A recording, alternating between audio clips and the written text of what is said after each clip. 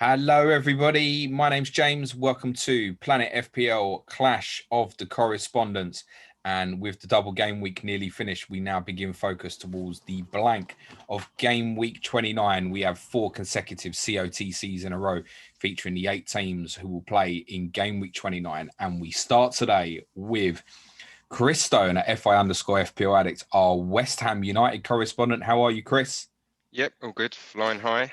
So yeah, we'll come on to that. And his opponent in game week 27 and on the podcast is Andy Martin at FPL_Tactician. How are you, Andy, our Leeds correspondent? I'm very well, James. Thanks for having me again. Pleasure. Good man. Right, come on in, Chris. Let's lap it up. Where are you going to finish? 2nd, 3rd, 4th? Where are you finishing, mate? Probably about 7th in the end, but I don't know. Anything is a bonus from now on in, really, as long as we don't drop down. But I would like to finish, obviously, in that position. But then part of me thinks if we do, what we can do next season. Are you just, as a West Ham fan, we obviously talk about this with Suj quite a lot, are you just culturally kind of ingrained in you that it will go wrong? Yes. I'm just waiting for that moment of, I do have more faith in them. When I'm watching the games, I feel, other than the Tottenham game, I feel more relaxed about things. Maybe it's because of where we are in the league. We're not expected to finish there, so the expectation from me personally isn't there that we're gonna end up in 4th. It would be nice, obviously, but yeah, who knows really? We could conceivably finish in that top 6, the way that we're playing. But like you say, it is ingrained in you that we're doomed to fail at some point. I feel like if 7th was enough for the Europa League, you'd probably take that now. Yeah. Is that fair? I'd be happy with that. I mean, I think it depends who's finishing above you. I mean, if it's the likes of even Tottenham, Chelsea, Man United, all those sort of the usual suspects, then it's been a good season. I think I look more at what points we can get. So if we can get that kind of target, where we finish will be almost secondary. I look at the points and think we could get to 63, 65 points quite conceivably with the games that we've got.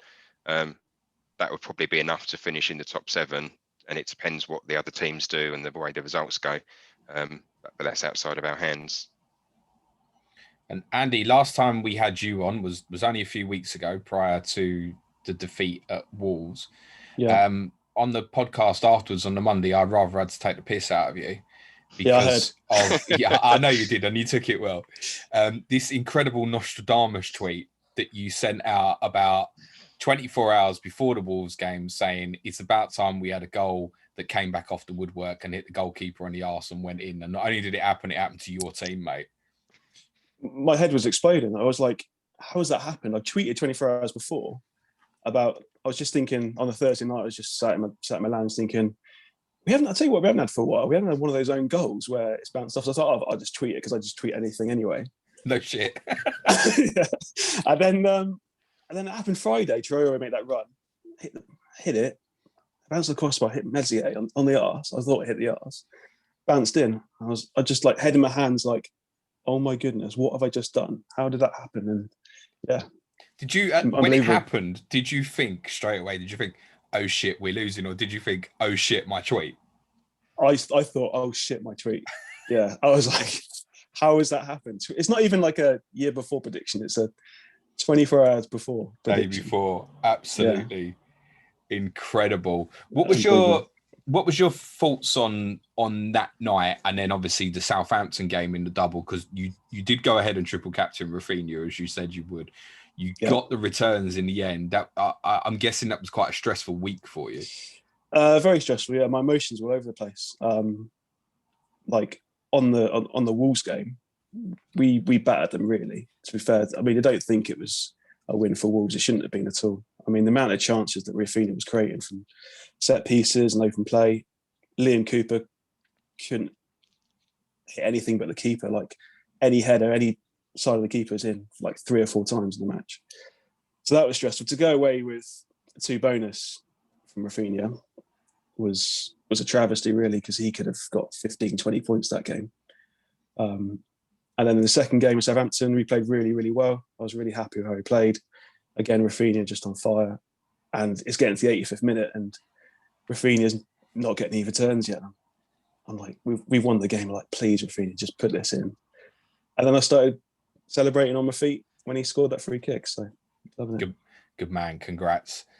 We should probably point out at this stage that we are pre-recording this on Wednesday prior to the Wednesday evening games. So we don't know if your triple captaincy is better than what everyone else has got this week at this stage, but you still got a very good return out of it. With that in mind, obviously, you're quite right. You shouldn't have lost to Wolves. Obviously, second half against Southampton, you blew them away. What went wrong against Villa at the weekend? What, aside from the pitch, or do you want to? You can say the pitch if you want. I've spoken about the pitch on the podcast. I know it is impacting you. I mean, it is both. It's same for both teams. But the way we play is our players having to think about the balance on their feet before they think about the football. Like, we just can't play instinctively like we normally do. I think we were receiving the ball. All of our players are thinking, right, first thought is stay on our feet, and just can't play matches like that. Like, we just look not comfortable with it at all. And when Villa set up like they do, it just they set up really narrow, sitting in to defend. They went 1-0 up really early, and they didn't have really any more intention to attack us, because the way we play, we're going to come onto teams, but they can defend their own box by sitting deep. We can cross it in, but with Mings and Konsa, happy days for them, really. So it wasn't a great game to watch because of the pitch and the way Villa played. So. There's three teams, or there's three games, I think, where you've not been good at Elland Road this year. There's the Villa game at the weekend, the Brighton game, ironically, in the other double in game week 19. Yeah, and against Chris's team.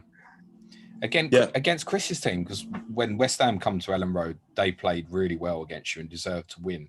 But they're good in the air. That's the thing. They're good in the air. That's what I was going to say. So to Chris, that's music to your ears, isn't it? Here and there about Konsa and Mings and playing narrow, because Dawson and Diop, if we presume that's still the partnership, and whether you play a back four or a back five, I'm pretty sure that the Leeds game, ironically, was the game you switched from a back five to back four. Yeah, the first game without Masuaku, and I remember being worried for you changing that way, because we'd identified teams playing a back five against Leeds. Do you think last weekend was just a strategic stop Man City by going to the kind of back five again? Or do you think that will stick for Leeds? No, I don't think they'll play the same way. I mean, the fact that he put Johnson in in that position, obviously Johnson's not. He's a young player. He's not naturally. He's not natural going forward. So that, and obviously he would play on the right. So that inhibited him going forward. But he was there to probably offer support for Cresswell. So it was like you say, it was a defensive and tactical decision. I don't think that Johnson won't be playing against Leeds. There's no real. I say that, but I don't think they'll focus purely on Raphinha. Although obviously Raphinha is going to be a threat on that side. I think they'll focus on their own play. They will always take account of what Leeds do, but the fact that we played them before. The aerial threat could impact. We've got a lot of players that are a threat in the air. Soucek, obviously, but you've got Dawson, you've got Diop, even Antonio. So that's probably going to be our outlet to get a goal or two. Yeah, I'm just not sure what side Raphinha is going to play yet. Oh, you've answered my question, Andy. That's what I was literally. No, you're spot on. It's literally what I was going to ask. Right or left? I prefer him on the right. So do I. But he could play left. But I'd like to see him on the right again, really. You get Harrison back in. I think judging on this one, I was so impressed with Soucek at the weekend, Chris. Really, really good at right back. It's kind of budget signing of the season. I think you could make a strong case for, actually. With 5 million or so you bought him for? Yeah, 5 million it was. You found him from. Because he's so solid defensively. And I think that's what makes me think, more Raphinha back on the right. But then if you consider that Moyes possibly picked the team thinking Cresswell versus Mahrez, there's definitely similarities in terms of style between Mahrez and Raphinha, that directness of playing off the right, the wanting to come in onto the left foot, link, shoot from distance. They've definitely got similar traits. With that in mind, I wouldn't be surprised if Johnson did play again, actually. It's possible. I mean, I think the only difference is the other 10 players that you've got, or 9 outfield players that you've got playing for Leeds. Obviously, they've got some good players, but they're not Man City, and that's where maybe he'll feel that they maybe have a bit more of the ball, but they can probably control Leeds a bit easier. They can control and stop Man City. It's an interesting thought. I mean, if he thinks purely Raphinha, then maybe, but it's a difficult one really, to know for sure what he's going to do. What's the way, Andy, for you round this problem then, coming up against sides who are really dominant in the central areas defensively? What's the way round it for you? Is it just keep doing what you do? Because like the Brighton and the Villa games, particularly the second half, although you had a lot of the ball and territorial, never really felt like you were going to go and threaten and hurt and score, bar the really late Raphinha chance in the Villa game. What's the solution to that, do you think? The solution is just getting close to Bamford and not really like getting balls off him. Even not like the second balls, we're not getting close enough for when the ball goes up and either the defenders or Bamford gets the ball down. So I think hopefully Rodrigo might be back soon. Hopefully Monday, there's a chance he could be back Monday. And that's someone that can pick up the ball centrally, like after the knockdown and second balls. I think that would help a lot. Is that a strength of Roberts? Not particularly. I don't. He's a natural forward, really, isn't he, Roberts? Yeah, he is a forward, and he should be Bamford's understudy rather than someone in midfield. But he's just someone that's not quick enough on the ball. He makes silly mistakes, and he's not. Yeah, he's still learning, and Bielsa's made him better than he was. But I don't think he's quick enough in the mind or with his feet to cause much damage from that position. But Rodrigo definitely can. Yeah. Why do you think Hernandez hasn't played as much? Age is catching up with him. I mean, there was room. Still got the ability, though, isn't he? Oh yeah. I would start Hernandez over Roberts any day of the week because he can create that little bit of magic we need, and that's what he was doing last season. Fitness, age, maybe Bielsa's thinking about the future and what they can do with players like Roberts and Costa and make them more of squad players and build them on. Whereas Hernandez is kind of, okay, you're 35, 36 now. Like, there's not much future for him, really. Is there a danger in that just generally that I know European places is ambitious and still possible, but James, I'm still looking down. We need two more wins. That's not a danger, mate, and you well know that, right? Is there a danger, though, that kind of what you described there, the beginning to look at next season? Yeah, thinking that you're going to get... the way I foresee it is your games could be even more open, if that's possible, once you've got to, say, 38, 39 points or so. But is there a danger from that perspective that mentality-wise, the players just won't work as hard as intended because the result doesn't matter at the end of the day? Is that a danger in any way? I don't think so. I think by the end of the season, if we are safe and comfortable, I think we can see some youngsters coming in, and then the fringe players might have to step up again, so it does become competitive. I mean, people like Roberts and Costa want to play and they're hungry to play, and they get in the game time, but they know if they put in a bad performance or they're not 100% at it, they've got players from the under 23s or the new signings that can take their place. It's going to be hungry. I think they'll still be fine for the rest of the season. Flapianski at this stage, Chris, we don't know if he's going to be fit or not. I thought defensively you coped quite well with Dan Randolph in goal at Man City. He was quite well protected, but he's likely to be busy against Leeds, isn't he, if he has to play again?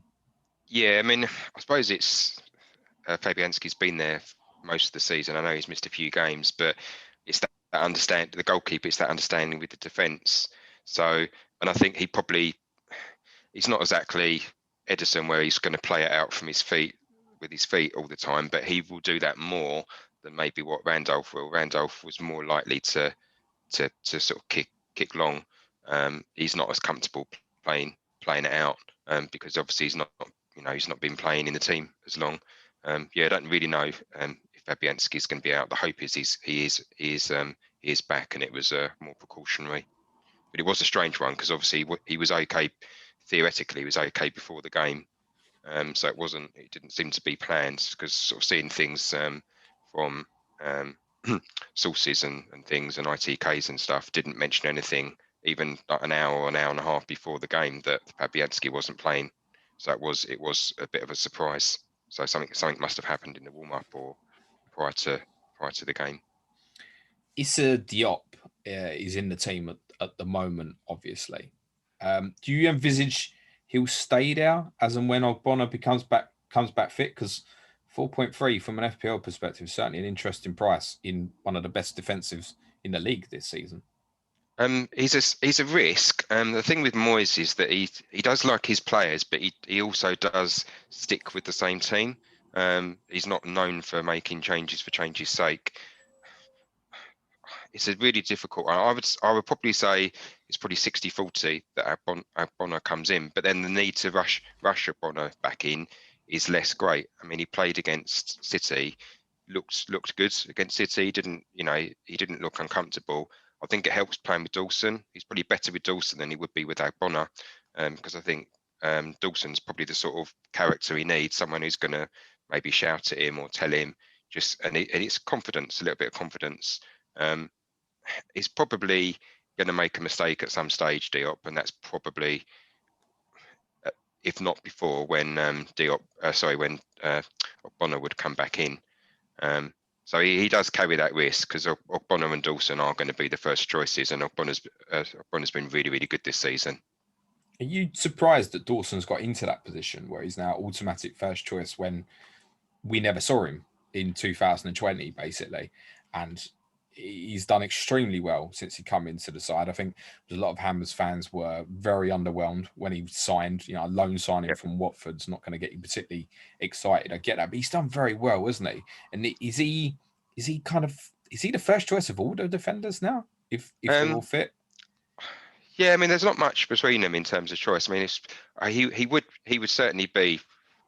Him and Ogbonna would be the first choice pairing. I was surprised. He's one of them players that seems to be. I thought he was like 33, 34, but he's only 30. And when he was at West, if you look at his West Brom days, that's how you sort of remember him, quite fondly in terms of FPL and everything else. When he first came in, he was a bit rusty. He seems to have got, he's got his match fitness, and he's not the player maybe that he was at Watford. He seems to be back to how he was before. He's very commanding. He's not making a lot of mistakes. He's very, very solid and reliable, and he's something we didn't have. He's a kind of leader, isn't he? He's a very strong physical player, and that's probably what we needed at the back before C.O.T.C came in. But as a centre back, he's like the old school centre back. It's interesting actually, because I mean, if Diop was sustaining the team, you could now make a very serious case. Cresswell, Diop, Dawson, C.O.T.C, all interesting FPL assets. Yeah, and Fabianski's been a good FPL asset for 6-7 years, basically. Yeah, they've all got their appeal. I mean, the surprising thing with Cresswell is I think he's the top defender in the game, which is kind of surprising. But there's not much between him and C.O.T.C. I suppose it's the set pieces which gives Cresswell the edge, and he will tend to cross from. He won't be running to the byline and putting a ball in across the box as much. If he's there, it's because he's kind of almost like sort of passed his way up to that position and then passing it into the box, or he's crossing from sort of 10 yards back from the 18-yard box. But he's obviously going to be he's a good player in terms of his delivery. Obviously West Ham, while they're keeping clean sheets, I think he's got something like 17 bonus points so far this season, which is the highest out of all of the West Ham sort of defenders by far. But C.O.T.C's more like the nearly man in terms of getting returns, and you feel that at some stage he's either going to get a goal, or he's going to go through a period where a couple of these crosses that he puts in come off, and he's getting assists. So like you say, any one of them, and then you've got obviously Dawson, Ogbonna, Diop, whoever's playing at centre back, basically they're going to get chances in the box, and they've all scored. So yeah, any one of them really. It just depends what your price point is. Cresswell's probably well, he's the high scorer, so theoretically he's the best. But I don't think by picking any of the others, if you can't afford Cresswell and you want the others, any of them could return on any given day. Who do you own from them at the moment, Chris? I don't actually own anyone at the moment. Is that a jinx thing? You don't want to do it because I don't trust them, or? I think it's just the way the fixtures and all of the double game weeks and the sort of the games afterwards. Obviously, a couple will come back in. I would probably say Soufal, but it just depends on the prices really, what they are at the time. I mean, it's the first time I've not had Soucek all season last week, so he's not even in the team. Have you sold him? FPL team. Yeah. Oh, we'll come back onto that. Have you got any West Ham defensive, Andy? Yeah, I got Soufal. Yeah. So have I. Are you playing him this week? 50-50. It's whether Dallas or Soufal. I don't know. Probably Dallas. Yeah. It's interesting. Obviously, Chris talking about Cresswell being a high scoring defender. I did have a check. He's got the most bonus points of all defenders as well, actually, Chris. Second on the list of high scoring FPL defenders after Tuesday night is Ruben Diaz. Third is Stuart Dallas. I'll go back to pre-season, Andy. He told me Dallas was short term, Ayling longer term. What's happening, mate? I got everything wrong, James. You know that. I spent about 3 weeks doing Ayling versus Dallas, and Dallas has just got about 100 more points on it. To be honest, Andy, I think all of us in the end came to the conclusion that Ayling was probably the better longer term choice, mate, not particularly because of what you said. And Ayling, it's quite remarkable that he hasn't got any attacking returns this season, in fairness. Definitely due. And I mean, to play centre back, you're not going to get much from there, but he's had chances and could have got assists and goals, but it just hasn't gone for him. But Dallas, yeah, incredible. I'm glad I brought him in when he got that 17-point haul in a double game week, which is nice. But yeah, when he plays in midfield, he's everywhere. So you can be edge of the box, you can be defending. He's got so much energy. But I think now that you might see him back on the left a lot more. You'd have to buy Dallas over Ayling now, wouldn't you? If you were going to go and buy one new, even at the extra price, I think. Yeah, I mean, they're both nailed. They're both going to play 90 minutes every game. But Dallas, he's got more attacking potential still. With Dallas, it's just a case of where, isn't it? I mean, I get the feeling from your tweets, Andy, and having spoken to you a little bit, you'd rather he played at left back generally. Is that defensively? Fair? Yeah, defensively, we're better with Dallas at left back, I believe. Alioski goes missing. I don't really trust him. I like him, as I said, but I can't trust him at left back because he's a winger. Yeah, basically. So yeah, Dallas knows what he's doing. He's always switched on, defensively sound, so I'd much rather him there. Even though he's great in midfield as well. So ideally, I want another left back so Dallas can play in midfield. Or do you just want two Dallases? One at the back and one in midfield? Yeah, pretty much, yeah. Would be handy. I mean, how much of a plus is it to him as an FPL asset if he does play in midfield versus left back? Slightly. Not too much, because he still bumps forward. I mean, he overlaid the wide areas, so he can still get assists from crossing in and overlapping on Harrison or Raphinha if he plays down there. But in midfield, he's got more shot potential. So you've seen the goals he scored from 20 yards out. Yeah, we all saw his left-footed toe punt against Southampton, mate. Yeah. They all count, mate. And he can capable of, if you're going to be in those positions, you're going to be get better chances to score. What I like about him when he plays in midfield, I think, unlike others like Click, he runs beyond off the ball, which is really interesting about him. You've spoken already about people getting close to Bamford. When Dallas plays in midfield, I feel like he does. Like he actually goes beyond Bamford, which is good for Bamford as well. But I do sense that he's probably liable to spend the majority of the rest of the season at left back, actually. I'd suspect so, yeah. Now you've had a chance to finally see Llorente. What do you make of him? Didn't like the diving around, rolling around. That was not nice to see. We've all got divers, Andy. Yeah, he looks composed. I think it's going to take a while to get up to speed, but the more game time he gets, the better for him. We know he's got potential, and he's not going to be a Spanish international without potential. So I want to see him get more game time, get up to speed of how he plays. So, yeah, he's a big lad, and he can play actually, can't he? Yeah, he's good on the ball. That's what we needed. He likes to step out of it. Yeah, I mean that's what we've missed a lot. I mean Ben White last season was that man, and that's what we've missed. And Llorente's there to kind of replace Ben White, which we haven't had this season. Does that mean further down the line it's probably Cooper or Cock with Llorente so. or? Yeah, I'd expect so. What have you made of his season, Cooper? Because there's certain games I watch him and I think, like the Palace game, I thought he really stood out. Actually, the Wolves game, as you said, he had loads of chance, and he has other games, and I feel he gets done quite easily. I seem to change my mind on him quite a lot. What's your thoughts on his season? We never speak about him from an FPL perspective. No, I mean, I'm in and out of him as well. Some games you think, oh, brilliant, Cooper's diving at everything, he's heading everything. It's like passion's what you need. And other games you're thinking, oh, how did you let him through there? And yeah, sometimes he's not at it, but yeah, perhaps he's not this standard. And if we want to progress to the next level, perhaps we'd have to look elsewhere than Cooper. And are we expecting Phillips back on Monday night, do you think, as it stands? Any info? Hopefully, I think he should be back. I don't believe it's an injury because of the personal issues he's had. I mean, that was quite a big thing for him to lose his gran. He was really close to. So hopefully he's back. I think we're just a lot better with him. So yeah.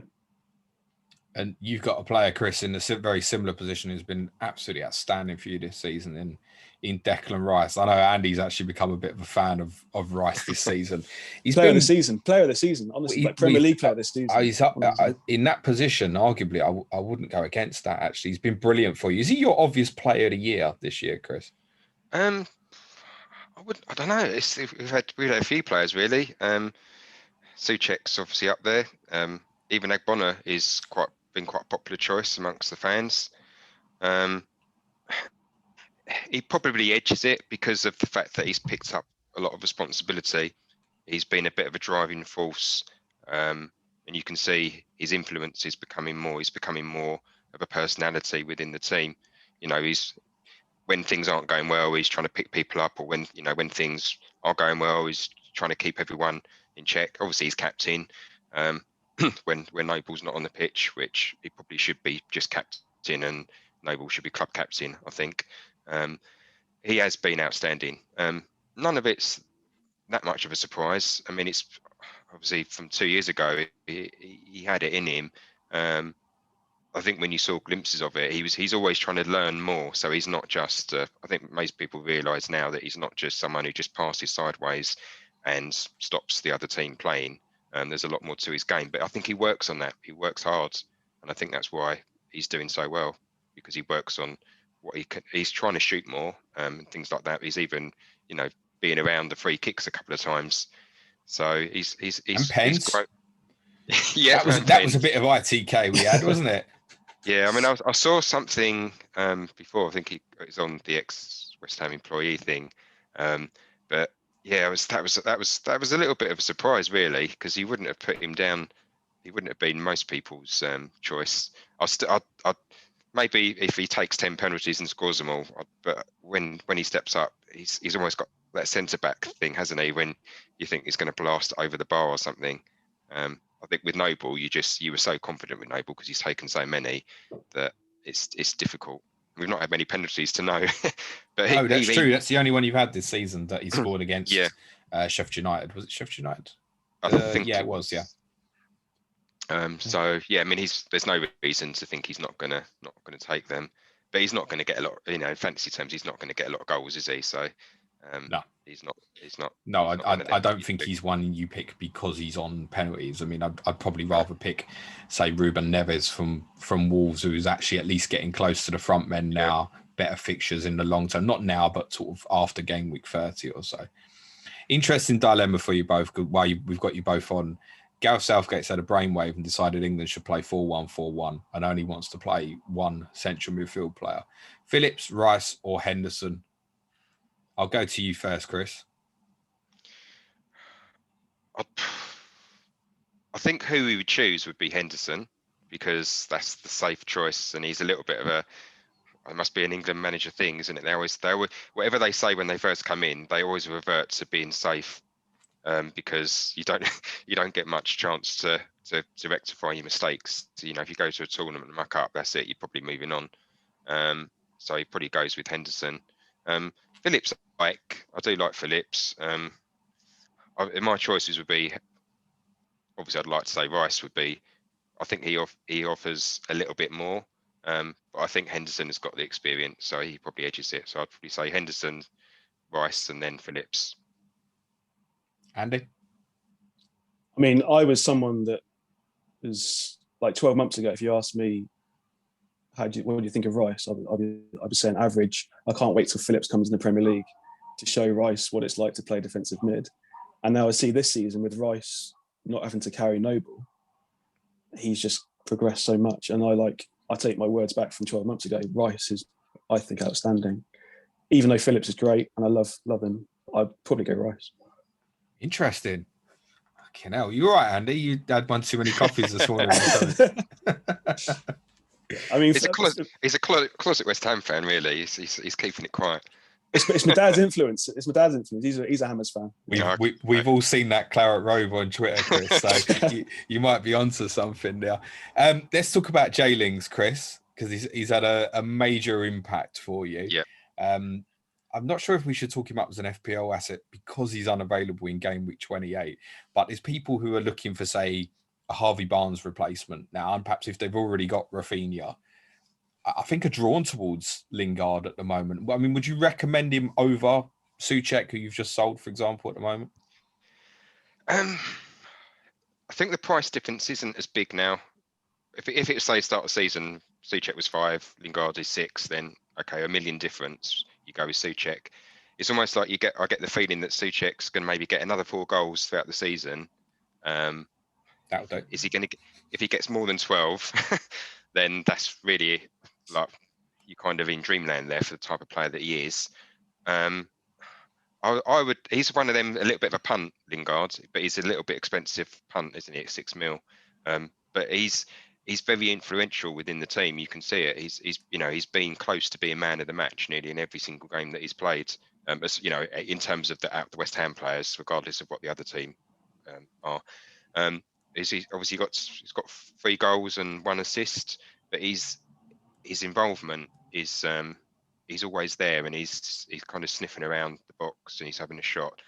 He seems to have a bit of confidence about him, and he's obviously got that desire to prove himself, and he's kind of thriving, maybe being a bigger fish in a small pond. I think he's always been a really good tactical and defensive 10. We've seen, I reflect a lot on the United's win at City in the league last season, and Lingard played the position he's now playing for you. He was arguably man of the match, did such a good job for them in transition. I think some of the fixtures you've had and some of the fixtures that you have coming up look beneficial to him as well. I think where you're going to have games where you're going to have more of the ball, I'm not sure actually if he's going to be quite as effective, because most of his good work at the moment seems to be via counter-attacks, breaking beyond people, which when you're playing against a low block is obviously so much tougher to do. Yeah, I think he's more influential in overall when you, like you say. I think the only thing is when we're playing maybe a seemingly weaker side where we are going to have more of the ball, maybe he'll just be that further forward. So he's good at exchanging passes in and around the box. So I don't know. I think he could be a nice little bit of a differential in a way, in FPL terms. He's got that element where he could conceivably get 5-6 goals, but he's also going to get a few assists here and there. I'd like to remind everyone that your next 2 games is Leeds, Manchester United, and Soucek scored in both of the reverse fixtures earlier this season. Any West Ham assets for you at the moment, Andy, other than Soufal? No, and probably not. Probably just going to stick with Soufal for the blank. And you own the treble Leeds, I take it, the Dallas, Raphinha, Bamford trifecta? No, not Bamford. No Bamford. No Bamford. You've got Rodrigo, haven't you? Have you still got him? No. I sold him for Ings in the. I went for Ings in the double rather than Bamford. Any thoughts to get Bamford or Antonio in? Yeah, it'll be Bamford for. I think I'll probably bring him in before 29, because 29 and 30 we've got Fulham in 29 and then Sheffield United in 30. Bamford and Raphinha, I think, are possible captain choices for those 2 weeks. Personally, especially Raphinha. I mean, I think I'm captain Raphinha 29 and 30 because I know a lot of people go Spurs. A lot of people will be on Kane and Son, but I just need to go a bit differential. So I'm going to go back to Raphinha and captain him against Fulham and Sheffield United. No, I think that's reasonable. And I think Leeds particularly appeal on game week 29. You've obviously got Chelsea in 28 after West Ham. That's why I'm not going to get Bamford until 29. At the moment, although I still think there's questions about what's happening there at the moment. Defensively, they look all right at the moment, and they've got Thiago Silva due back at any point as well. But I think come 29, for those not free hitting, Leeds will almost appeal the most because of what you've just said. If you're not wildcarding in game week 30, it's Fulham, then it's Sheffield United. Attack the 2 games. That's definitely my thinking at the moment. Yeah. What do you own from Leeds, Chris? I've got Raphinha and Dallas. I did have Bamford, but so Bamford would be coming in. It's just a case of when, really. Are you intending to start Dallas against yourselves this coming game week? Not sure yet. I'll have to have a closer look at it. Third highest scoring defender in the game. Yeah, I don't think so. I mean, I suppose he's got that threat. I think if Randolph is in goal, then maybe I would be more tempted to start him with the intention of him maybe getting an attack in return. But I don't think he's going to get a clean sheet against us. And West Ham attacking, you haven't got any now. Is that fair? I haven't got anybody. No. What are you going to do about it, mate? You're playing in the blank. Come on. I will have. Don't worry. I will have people for the blank. I'd imagine I would have probably two players in the blanks. We're playing Arsenal, so I don't know. I don't know if I want. I'll have to look at the other fixtures. I'm not sure that I can bring in Soufal, or I'd like to have him, but I will have an attacking player, whether that be Soucek or maybe even Lingard might come in as a bit of a differential. I've had Bamford and Antonio and sold both last game week, actually, ironically. And I'm probably going to go back to one of them in 29. And I think because of what obviously Andy's highlighted with the game week 30 fixture, I think at the moment I'd more likely go Bamford. Plus, I don't know if I could trust Antonio to go through a whole international break without doing his hamstring in training or with his missus in his spare time, actually, as well. So I think I would probably, because of the 2 games, I'd probably lean to go Bamford, actually. But I'm a big fan of Antonio as a player, Chris. As you know, I don't even feel with him that the fixtures matter. As proven, he's scored against Man City home and away this season, so you can do it in any game. I think the thing with him is that you see that goal against City, he wouldn't have got that maybe even a year ago. He wouldn't have got that goal. He would have had the first. He might have even had the first shot, but he wouldn't have got the goal. And I think he's becoming a good sort of predator in the box, in the 6-yard box, which is defines him as what you would call a proper striker. But he's got all the other elements that a lot of strikers won't have. I think that's fair. I mean, he was quite quiet in the games against City and against us, and he scored 2 goals from a total distance for about 10 yards, basically. So, yeah, I think that theory sounds absolutely correct, actually. If one of them was to go to the Euros, Andy, Bamford or Antonio, which one would you take? Bamford. I think Chris? he's more of an understudy to Kane, really. On the age, you would pick Bamford. What is he, 27? Is that right? But I would say Antonio purely for the fact that there's not really a player like him. Yeah, Antonio, mate, all day long. I mean, to be honest, they'll probably be distracted off the pitch and stuff, I should imagine. But yeah, Antonio, he's very unlike any other player, I think. Yeah, it's more of a battering ram, isn't he, rather than if he's fit and hungry, he really can keep defenders preoccupied completely by himself, which sets so much up to how you play sometimes, Chris. It's not being critical. When you're in front, you can sit deeper and just go a little bit more direct into him. And then people like Lingard pick up the pieces and it works really nice. And before we finish, Chris, a word on Bowen, Ben Rama and Fornals, who we haven't spoken about, and where you see them fitting into the lineup at the moment, and if you think there's any interest in them as from an FPL perspective. I think Bowen's still there. FPL wise, it's a little bit tricky because I think some of the focus has gone on to Lingard. Lingard's doing some of the work maybe that Bowen would do, but he's probably a better carrier of the ball. He can protect the ball a lot better than what Bowen can. No disrespect to Bowen, I think he's a good player. I think he plays most weeks. Fornals and Ben Rama are not going to be in the team. Neither one of them is going to be in the team regularly, not because they're not good enough, but because I think they fall into different styles of play in different tactical games.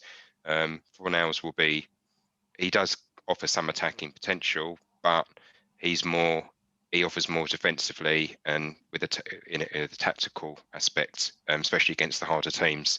Ben Rama is obviously a lot more attacking, a lot more flair and exciting as an attacking player. But then in the defensive games, he's going to be a liability is a bit strong, but he is compared to Fornals. So I think those two kind of cancel each other out in depending on who we're playing. Very fair. I take it you're not free hitting in 29, Chris? No. I've used my free hit, so I will have, I think, about 7 or 8 players, and I'll be happy with that. If you were free hitting in game week 29, and I said you've got to have 3 West Ham players at home to Arsenal, who would you pick? I would say Antonio, Soucek and Lingard. And not a defensive one, no? No, I don't know if we could keep a clean sheet, but I don't. Yeah, I think I'd be more confident scoring against Arsenal than I would be against keeping a clean sheet. That's interesting because playing against Leeds, I don't feel you ever feel overly confident anybody does of a clean sheet. Then it's United away, then it's Arsenal, and then we're talking about you got 4 defensive players who are all quite interesting, but maybe we don't fancy any clean sheets in the next 3. It's quite interesting. Andy, I would ask you the same question, but I already know it's Dallas, Raphinha and Bamford. So exactly. Is that fair? Yeah. There's no point, basically. No, okay, fine. I mean, you could have Meslier if you wanted instead of maybe one of them, but no. Is there any issue with Harrison at the moment? Not an issue. I just think Costa's had some good performances off the bench. So I thought Bielsa's like, okay, you've earned this. Have a start. I think he does go back to Harrison, probably. I don't think Costa did too much last game to warrant a start again. We'll see. But yeah, it's a tight call between the two. But you can guarantee that Raphinha is going to play 90. So yeah, I feel like with the Leeds guys, it's just not an overthink. We discussed this with you a couple of weeks ago. It just seemed like the obvious 3. There'd be a lot of people maybe still on that 3, and I don't think that there are any thoughts to move from it if they're planning towards 29. I feel buying your assets now is easy. I mean, I haven't got any at the moment. I've got Soufal and Soucek. I don't own any Leeds. I'm definitely going to have some in game week 29. I feel like if I was buying now, I think this week, Raphinha is the player that I would go to first Raphinha first because of Chelsea. From the choice of both clubs. That as well. I mean, I wouldn't have any fear playing Raphinha against Chelsea particularly, but I'd look at it as well in terms of the game on Monday and think, okay, who's likely to do the immediate damage there? And I think actually it could well be Raphinha. On that note, let's do predictions for Monday night then, guys. Chris, you're the home team. Correct score, please. I'll go 2-1 West Ham. Confidence. These hammers. Andy?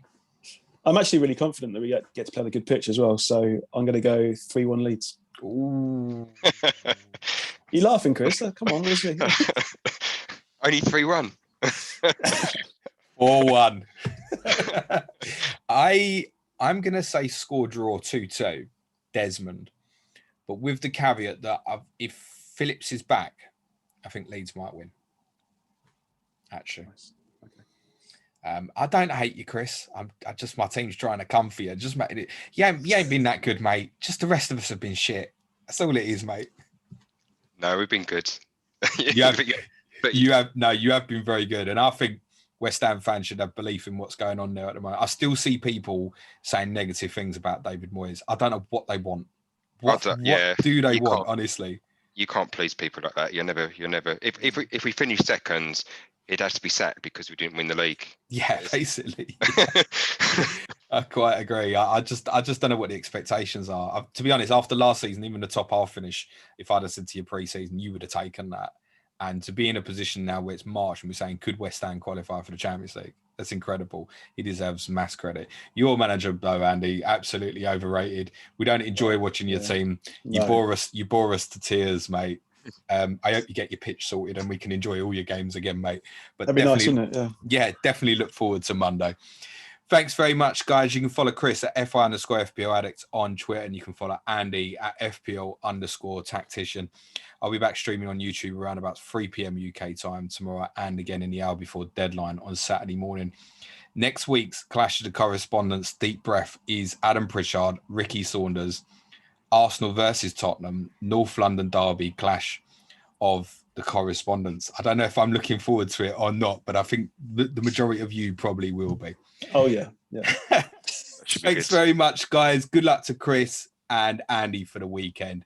Cue music, please, man show.